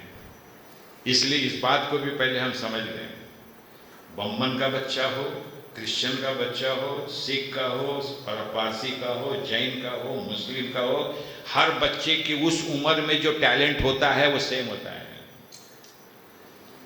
उस उम्र में उसका जो ब्रेन होता है, दिमाग होता है, सेम होता है। मौका नहीं मिलने की वजह से सत्यानाश होता है, तो अब मौका हमको मिल रहा है तो हम क्या चाहते हैं, उसका ऐसा फायदा उठाएं कि उसका असर कम से कम 50 पीढ़ी के ऊपर हो, और ये पॉसिबल है। और क्या हम कुरान की बात नहीं कर रहे, हदीस की बात सब कर रहे, वो चलता रहेगा। दीन के साथ में दुनियावी तालीम। हुजूर वर्जिश करते थे क्या नहीं करते थे?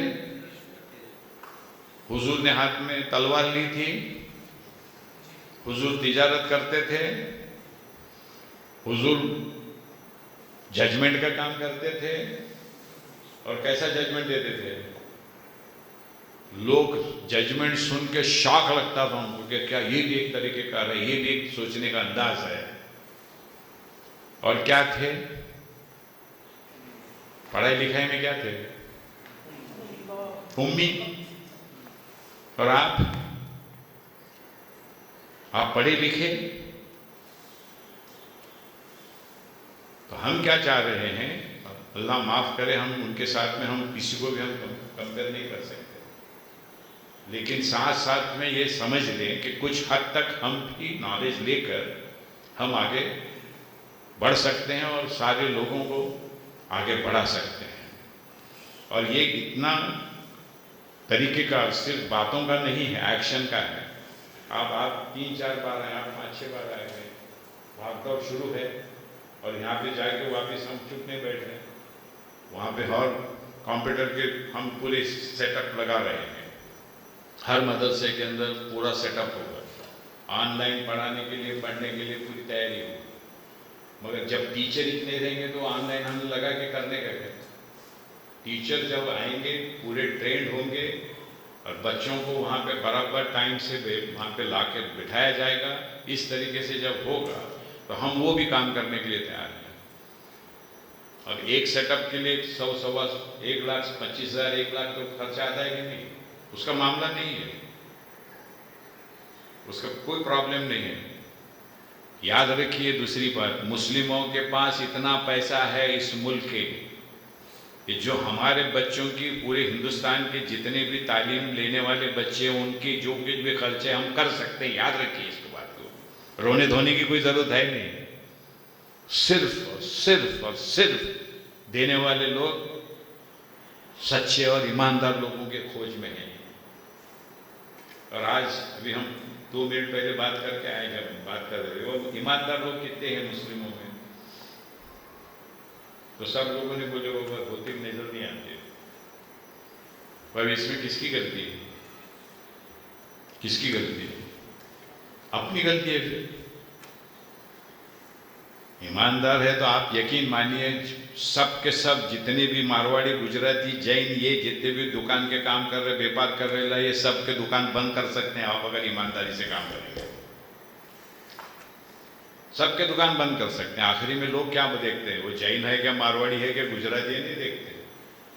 वो जो कुछ भी मुझे दे रहा है वो चीज़ सही है कि नहीं है, उसका रेट बराबर है कि नहीं है, वो प्योर है कि नहीं है, ये देखते हैं लोग। और हमको वही हिदायत दी गई है, तोल के बराबर तोल के हम कोई भी चीज़ को बेचें। अगर उसमें कोई खामी है तो बोलें, उसका रेट बराबर लें, सुबह में जल्दी उठें, दुकान है या घर है सब पाक साफ रखें। और ये सारी की सारी चीज़ें अगर हम करते हैं तो ये लोग हमारे सामने टिक नहीं सकते। और इसका बेहतरीन एग्जाम्पल बम्बई का है। बम्बई में एक वक्त ऐसा था कि अगर किसी औरत को 7:30-8 बजे बम्बई में बाहर है, समझो रेलवे से आ गई हैं, बस से आ गए, उतरी हुई हैं, घर जाना है, तो वो सिर्फ मुस्लिम दाढ़ी वाले टोपी वाले की टैक्सी या रिक्शा देखती थी, और उसी रिक्शा में 25 लोग दूसरे आए तो नहीं, हाँ रुकिए बैठे, क्योंकि उनको ये बात का पता था कि सबसे बेहतरीन तरीके से इज्जत के साथ में घर को अगर कोई पहुंचाते हैं तो ये लोग पहुंचाते हैं। और हमारा ये कहना है कि ये चीज़ें हमारे खून में हैं। अब हम बदले हुए हालात में, बदले हुए स्पीड के साथ में, बदले हुए टेक्नोलॉजी के साथ में, बदले हुए लैंग्वेजेस के साथ में इस तरीके से हम उनको लोगों तक पहुंचाएं, अपने स्टूडेंट्स तक पहुंचाएं, घरों में पहुंचाएं। और ये सारी चीज़ों का प्लान एक बड़े हिस्टोरिकल, जिसको हम कहेंगे तारीखी डिसीजन के तहत हुआ है, और उसके तहत हम ये सब लोग उस पर काम कर रहे हैं बेचैनी के साथ में। ऐसा भी नहीं है कि ऐसा ही काम कर रहे हैं, तो इसके असरात बहुत अच्छे होने वाले हैं। और मुझे ऐसा लगता है कि अगर हम सब लोग इस पर रात और दिन काम करेंगे, 20 साल में इस मुल्क पर राज करेंगे। और वो भी कैसा, ज़बरदस्ती से नहीं, डेमोक्रेसी के साथ में। अब इतनी सारी चीज़ें गली गली में अगर हम लोग करेंगे, वोट किसको देंगे लोग, किसको देंगे? जो लोग उनको डे टू डे मदद करेंगे उनको देंगे। हमारी दूसरी एक स्कीम है मौलाना, सुबह में मौलाना सबसे पहले उठने वाले फजर की नमाज के लिए कौन रहते हैं? अपने पेशेमान लोग हैं। कितने बजे उठते हैं? मस्जिद में तो आना ही 5 बजे। कितने बजे उठते थे?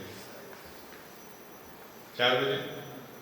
और समझो 4 बजे के बाद में, नमाज होने के बाद में बाहर निकले और सीधा अपने एरिया में गए, मस्जिद के आसपास के एरिया में। वहाँ पे म्यूनसिपैलिटी के लोग झाड़ू मारने के लिए आते हैं। पेमेंट कौन देता है? म्यूनसिपैलिटी कॉरपोरेशन देती है। और वो कहाँ से देती है? हम भी टैक्स भरते हैं, मस्जिद वाले भी टैक्स भरते हैं, मदरसे वाले भी टैक्स भरते हैं, उससे देते हैं। और अगर ये बात सच है तो हम लोगों ने उनके फ़ोन नंबर ले लेने का, उनके जो भी डिटेल्स हैं ले लेने का। अगर जल्दी नहीं आए, फ़ोन लगा दिया, क्योंकि अभी हाथ में फ़ोन है, उनके भी हाथ में फ़ोन है, फ़ोन लगा दिया, क्या कर रहे तुम, क्यों नहीं आ रहे? और समझो हमारा एरिया है, आम तौर पे हमारे मुस्लिम जहाँ पे रहते हैं वहाँ पे लग कर रहने वाले दलित रहते हैं, या नॉन मुस्लिम में उसमें थोड़े आगे पीछे के लोग रहते हैं। ब्राह्मण वगैरह हमारे एरिया में नहीं रहते, गुजराती मारवाड़ी में नहीं रहते, ये लोग रहते हैं। तो अगर ये बात सच है और हमने अगर पाक साफ सब एरिया कर दिया तो क्या हो जाएगा? मौलाना की वजह से सब साफ सुथरा हो गया।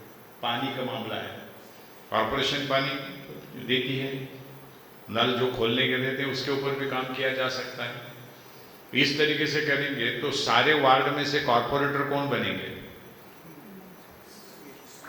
कौन बनेंगे? नहीं बनेंगे, क्योंकि काम जो कॉरपोरेटर नहीं कर रहा, म्यूनसिपैलिटी का मेंबर नहीं कर रहा है, और ये अगर कर रहे हैं और फिर वहाँ पर अगर जाएंगे तो क्या होगा? वहाँ का भी माहौल पूरा बदल जाएगा। हक की बात होगी, सच की बात होगी, और सारा मामला आज जो करप्शन के तहत चला गया है वो एकदम ठीक से शुरू हो जाएगा। तो मैं ये क्यों बता रहा हूँ, इसके पीछे बहुत बड़ा प्रोग्राम है, और ये प्रोग्राम को सक्सेसफुल कर सकते हैं आप, इसके ऊपर हम सब का यकीन है। अब इसके लिए मौके नहीं मिल रहे ऐसा भी अभी बोल नहीं सकते, क्योंकि हम सब लोगों की कोशिशों की वजह से ये मौके मिल रहे हैं।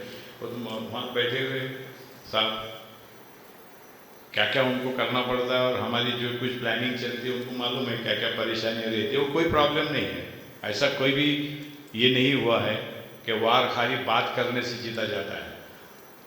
वार तो हाथ में तलवार लेके भी जाना पड़ता है, और कभी जान भी गंवानी पड़ती है, जब कोई वार जीता जा सकता है। और फिर वार के मामले में अगर जीतना है तो सिर्फ हमारे फौज की मालूमात रहेगी नहीं चलती, सामने वाले की फौज की उससे ज़्यादा मालूमात हमको लगती है, और वो मालूमात लेने के लिए भी हमको नॉलेज लगेगा। अब हम हमारी मालूमात रख रहे हैं, बाकी को उनकी कोई मालूमात अपने पास नहीं है, तो हम उनके ऊपर हावी हो नहीं सकते। और ये सारी चीज़ें हावी जीतना, ये जो बोली जा रही है, किसी को सताने के लिए नहीं है, किसी को दुखाने के लिए नहीं है। हम मोहब्बत के साथ में हावी हो जाएंगे और मोहब्बत के साथ में उनको जीतेंगे। ये एजेंडा हमारा है और हम चाहते हैं कि इस एजेंडे का मौका आपको जो मिला है वो पूरा उसका फ़ायदा उठाइए। लगता है 12 घंटे 14 घंटे, मगर हकीकत में क्या है, जिस दिन आप इसको लेंगे उसके बाद में आराम करने के लिए भी बहुत वक्त मिलेगा, क्योंकि फिर आप दिमाग से काम करेंगे, इस पे काम करेंगे। कितनी किताबें हैं मोबाइल के अंदर? मोबाइल के अंदर तालीम की 5 करोड़ किताबें आपके मोबाइल में हैं। कितने हैं? गवर्नमेंट ऑफ इंडिया ने अपलोड की हुई है फ्री तालीम के मैदान। NDL national digital library NDL है, मगर अभी अपना इतना प्रॉब्लम है, व्हाट्सएप के ऊपर रहना पड़ता है रात और दिन कि पूछो मत। नींद आती नहीं, आती नहीं आती, जाते जाते आती है, वगैरह सब होता है और सारी दुनिया को सब समझाना पड़ता है। दुनिया ने क्या करना, अपन ने क्या करना बाद में देखेंगे। ऐसा है कि नहीं है? तो अमल से रिजल्ट आते ना, बातों से तो नहीं आएंगे। तो अभी आपने जो वहां से यहाँ आए हैं, अमल शुरू हो। अब कल से क्या होगा?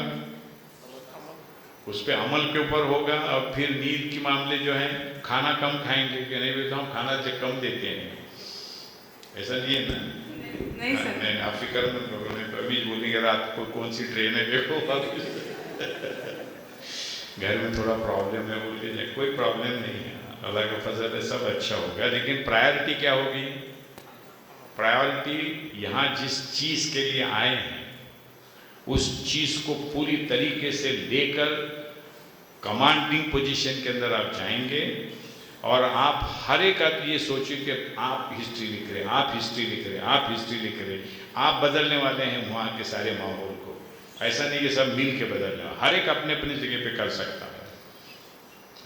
और एक बहुत बड़ा प्रोग्राम है और हम चाह रहे हैं कि इससे एक बहुत बड़ा रेवोल्यूशन होने वाला है इस मुल्क में। जो कुछ भी आज हमारे हालात हैं, इस हालात को हमको बदलना है तो तालीम के सिवा दूसरा कोई चारा नहीं है। इसके लिए 4 चीज़ें हैं अमल वाले इस्लाम की: तालीम, हरकत। अब आप जो गांव से निकले, हरकत है। हरकत में क्या होता है? बरकत गारंटेड है, होनी चाहिए। उसके बाद में हिजरत है। इस्लाम का तीसरा बुनियादी जो मामला है हिजरत है। और ये सारी चीज़ों को बेहतरीन तरीके से कामयाब होने के लिए एक तरीके का है हिकमत है, सुलह हुदैबिया, हिकमत। ये 4 चीज़ें अमल वाले इस्लाम की हैं और हम चाहते हैं कि यहाँ पे नॉलेज लेने के बाद में आप इन 4 चीज़ों को समझ के आगे का काम कीजिए। सब लोग आपके साथ में रहेंगे। एक चीज़ और समझ लीजिए, यहाँ हम उपकार कर रहे फेवर नो, हम ड्यूटी कर रहे हैं। हमारे लोगों को आगे बढ़ाने के लिए अगर हम कुछ कर रहे हैं वो हमारी ड्यूटी है, ये फेवर नहीं है। ये भी हम लोग आपके पास बताना चाहते हैं। और आखिरी एक लफ्ज़ 2-3 मिनट में बोल के मैं मेरी बात को ख़त्म करूँगा कि ये भी कहा गया है, अल्लाह ताला क्या कहता है, तू मेरे तरफ एक कदम आगे बढ़ा। कितना बोलता है वो? कितना कदम आगे बढ़ा? अल्लाह कितना बोलता है? 10। मैं तेरे तरफ एक बारिश से आगे बोले तो कितना? 10 ना? ऐसा 10 कदम आगे बढ़ाऊंगा तो बिजनेस कितना अच्छा है, कितना बिजनेस अच्छा है। 1 रुपए लगाओ 10 रुपए मिलेंगे। और किसने प्रॉमिस किया है? अल्लाह ने प्रॉमिस किया। और 1 रुपए के 1.5 रुपए दे के कोई आदमी प्रॉमिस करता है तो हम बोलते हैं अच्छा अच्छा अच्छा, तो सीधा सीधा बिजनेस है। और अकाउंट अल्लाह का कैसा है? 31 मार्च को बंद नहीं होता, रोज बंद होता है शाम को। और मैं उसका एग्जाम्पल हूँ।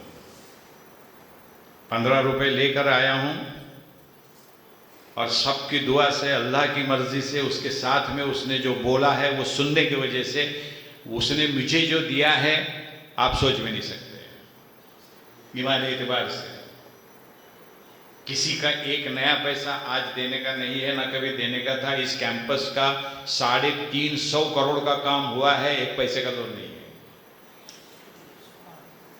जहाँ पे 1500 बच्चे थे, 27,000 बच्चे हैं। 11 प्रोफेशनल कॉलेज है, डेंटल कॉलेज है, फार्मेसी कॉलेज है, आर्किटेक्ट कॉलेज है, MBA का कॉलेज है, सीनियर कॉलेज हमारा यूनिवर्सिटी बन गया है, 3 जूनियर कॉलेजेस हैं, लॉ कॉलेज है, लॉ कॉलेज में PhD है, यूनानी मेडिकल कॉलेज है, हॉस्पिटल है, फिजियोथेरेपी का कॉलेज है, नर्सिंग का कॉलेज है, इस कैंपस में है।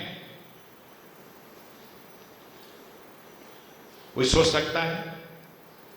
लेकिन हमारा ये मानना है कि अल्लाह ने अगर आपको प्रॉमिस किया है तो आप उसको पाना चाहते हैं, तो आपने क्या कदम उठाया, बस उसके तरफ एक कदम आपको आगे बढ़ाना है।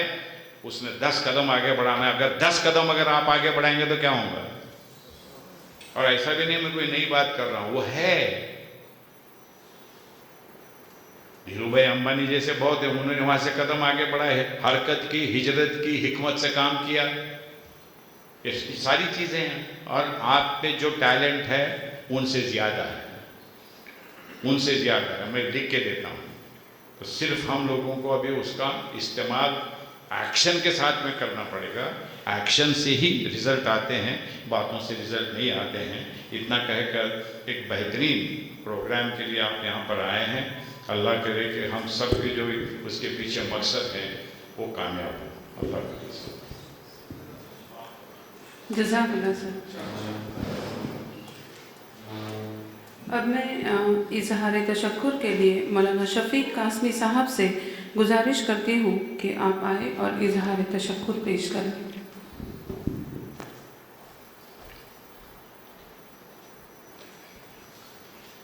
बिस्मिल्लाहिर्रहमानिर्रहीम। क़ाल नबी सल्लल्लाहु अलैहि वसल्लम लम यशकुरिन नास व लम यशकुरिल्लाह। अभी हमारे बुज़ुर्ग ज़िम्मेदारान ने और इस जमीयत ओपन स्कूल के प्रोग्राम को चलाने वाले हमारे रहनुमाओं ने जो गुफ्तगू हमारे दरमियान की है, हमारे हौसलों को बढ़ाया है, हमारी हिम्मत अफजाई को आगे बढ़ाने की वो कोशिश कर रहे हैं। तो हम लोग को, मैं इस ग्रुप की तरफ से इन हज़रात को यकीन दिलाता हूँ कि इंशाअल्लाह आप हज़रात की उम्मीदों पर ये ग्रुप पूरा उतरेगा और हमारे ये बुज़ुर्ग जो जिस मकसद के तहत हम लोगों को आगे बढ़ा रहे हैं, इंशाअल्लाह इसका फल भी इन्हें देखने को मिलेगा। मैं एक मेज़बान की हैसियत से इस पूरे प्रोजेक्ट के अव्वल दिन से मेज़बानी कबूल करने वाले हमारे रहनुमा और माहिर तालीम जनाब PA इनामदार साहब का और जमीयत उलमाए हिंद के जनरल सेक्रेटरी मौलाना हकीमुद्दीन कासमी साहब का, मौलाना मुफ्ती अरशद देवला साहब का, आप तमाम हज़रात की तरफ से और इस प्रोग्राम की इंतज़ामिया की तरफ से भरपूर शुक्रिया अदा करता हूँ और उम्मीद करता हूँ कि इस प्रोग्राम को वो लोग मज़ीद आगे बढ़ाने के लिए कोशा रहेंगे और इनकी कोशिशें अल्लाह ताला समारावर फरमाए। अल्लाह ताला इन लोगों के इस मकसद को कबूल फरमाए और अपनी रज़ा नसीब फरमाए। जज़ाकल्लाह। अस्सलामु अलैकुम रहमतुल्लाह। जज़ाकल्लाह सर। नेशनल एंथम के बाद में प्रोग्राम ख़त्म हो जाएगा, लेकिन आप सभी से गुजारिश है कि आप जहाँ हैं वैसे ही बैठना है।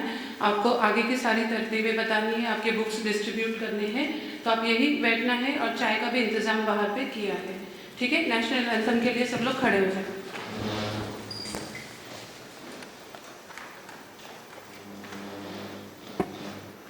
जनगण मन अधिनायक जय हे भारत भाग्य विधाता। पंजाब सिंध गुजरात मराठा द्राविड़ उत्कल बंगा।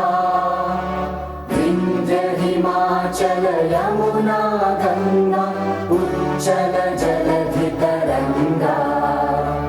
तव शुभ नामे जागे, तव शुभ आशीष आशीष मांगे, गाहे तब जय गाथा। जन गण मंगलदायक जय हे भारत भाग्य विधाता। जय हे जय हे जय हे, जय जय जय जय हे।